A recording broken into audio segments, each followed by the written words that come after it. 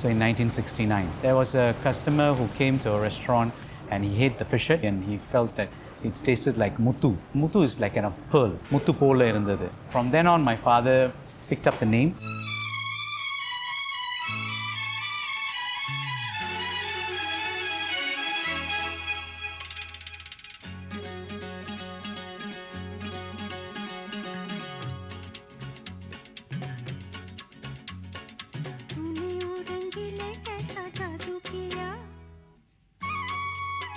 At that point of time, it's like more of a Chinese version and also the Goan, which is the Malayalam, Kerala version.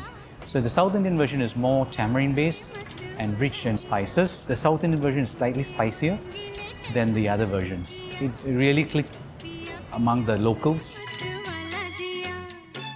It's a secret recipe. It comes down from my father. He taught my brother and my brother taught me. We have around 5 types of powders, which is the chili powder, turmeric, cumin, fennel, coriander.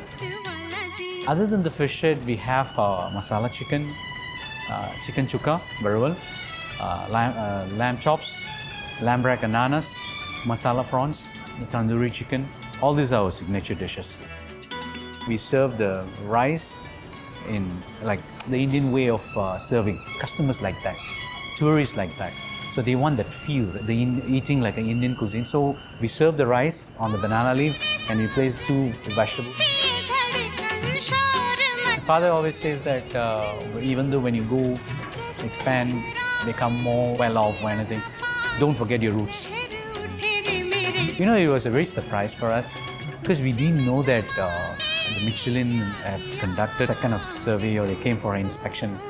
And it's something which is not given based on the size. It's purely based on quality and consistency. So we are very proud to achieve that. This is what my father has given us.